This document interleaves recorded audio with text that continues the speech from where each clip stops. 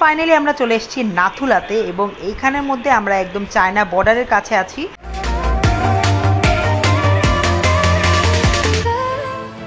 Model থেকে অভিনেত্রী আর সেখান থেকে ভারতে অবৈধভাবে বসবাসকারী, শেষে গ্রেপ্তার। কলকাতায় ধৃত বাংলাদেশের মডেল অভিনেত্রী শান্তা পালের বিরুদ্ধে তদন্ত যতই এগোচ্ছে সামনে আসছে একের পর এক বিস্ফোরক তথ্য।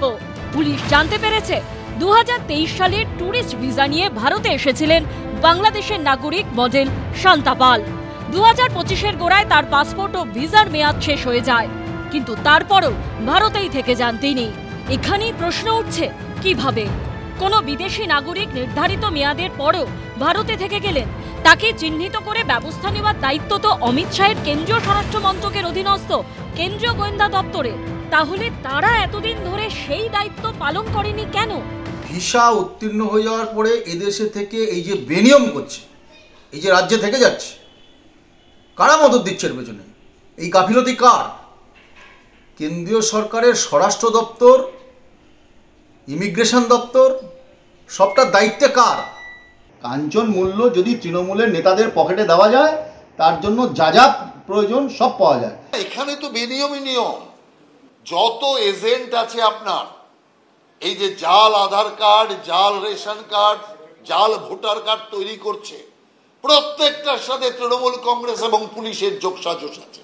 অতএব বাংলা শুধু বাংলাকে বিপদে ফেলছে না, বাংলা সরকার সারা দেশকে বিপদের মধ্যে ফেলছে।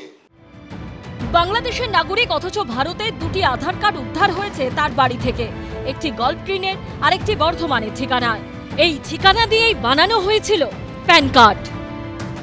তার জিম্মা থেকে দুটি আধার কার্ড মিলেছে, একটি রেশন কার্ড মিলেছে এবং বাংলাদেশের ভোটার কার্ডও মিলেছে। ফলত এখানেই প্রশ্ন উঠছে যে দুটি আধার কার্ড বা রেশন কার্ড বা এখানকার অর্থাৎ ভারতবর্ষের ভোটার কার্ড সে কিভাবে পেল, কার মাধ্যমে সে এই সমস্ত ভারতবর্ষের আইডি কার্ড পেল বা সচিত্র পরিচয়পত্র পেল। ফলত তাকে জিজ্ঞাসাবাদ করে সেই যে চক্র, তাদেরও হদিশ জানার চেষ্টা করছেন কিন্তু তদন্তকারীরা।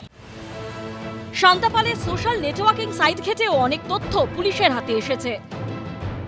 বাংলাদেশের বাসিন্দাদের সাথে বিভিন্ন বিষয় কথোপকথন বা চ্যাট উদ্ধার হয়েছে, যেখানে সে বলছে যে ট্যুরিস্ট ভিসা না পেলেও মেডিকেল ভিসাতে চাইলে কিন্তু অ্যাপ্লাই করা যেতে পারে এবং সেক্ষেত্রে দাঁড়িয়ে বাংলাদেশের বাসিন্দারা কিন্তু ভারতবর্ষে প্রবেশ করতে পারে।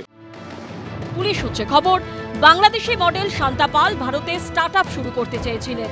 অভিযোগ, ভুয়ো নথি দেখিয়ে হোটেল ব্যবসার জন্য একটি রাষ্ট্রায়ত্ত ব্যাংকে লোনের জন্য আবেদনও করেছিলেন।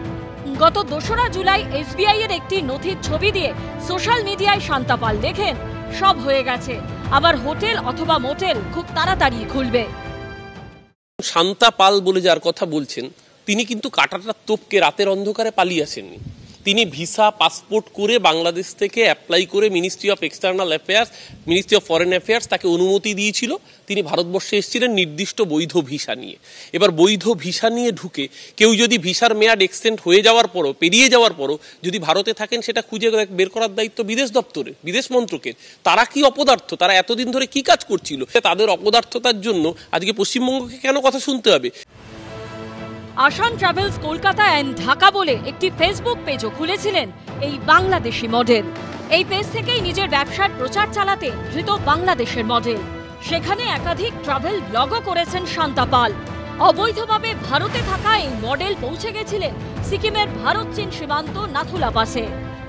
সো ফাইনালি আমরা চলে এসেছি নাথুলাতে এবং এইখানের মধ্যে আমরা একদম চায়না বর্ডারের কাছে আছি। ওই পারে চায়না আর এই পারে ইন্ডিয়া। আর ওই দিকে যে বিল্ডিংটা দেখছেন ওটা ওয়াশরুম, আর এইখানে চা পাওয়া যাচ্ছে।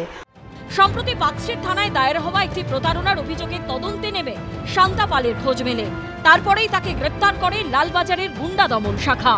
সুকান্ত মুখোপাধ্যায়, সৌমিত্র রায় ও উজ্জ্বল মুখোপাধ্যায়ের রিপোর্ট, ABP আনন্দ।